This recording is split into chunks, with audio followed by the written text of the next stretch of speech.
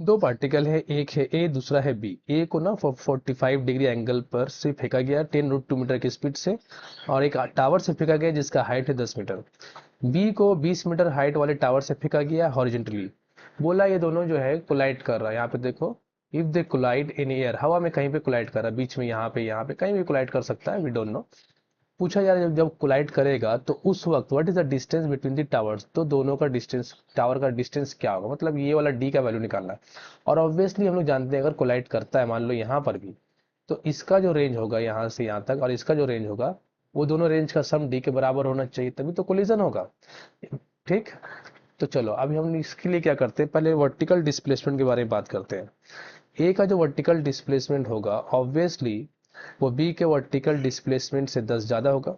अब ए का vertical velocity पहले चेक कर लो, ये है 10√2, मतलब 10 मीटर पर सेकंड हो जाएगा। और इसका वर्टिकल वेलोसिटी तो जीरो लेंगे हम लोग, यू बी का वेलोसिटी जो है वो जीरो होगा वर्टिकल डायरेक्शन में।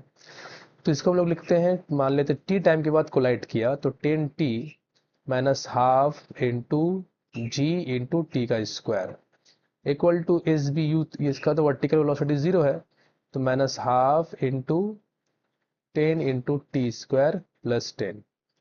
तो ये तो पूरा पूरी कैंसिल हो गया। हाँ, तो टी का वैल्यू आ गया 1 सेकंड, मतलब 1 सेकंड के बाद ये दोनों कोलाइड करेगा।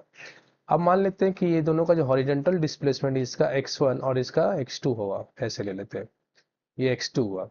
तो x1 प्लस x2 जो होगा वो d के बराबर होना चाहिए, तभी तो कोलिजन होगा। अब x1 का वैल्यू क्या है, हॉरिजेंटल वेलोसिटी जो है a का, जो 10 मीटर हाइट से फेंका जा रहा है, इसका जो हॉरिजेंटल वेलोसिटी है ये तो 10 है। तो x1 निकालने के लिए 10 इंटू टी प्लस x2 का जो हॉरिजेंटल वेलोसिटी है वो भी 10 है, 10 into T equal to D.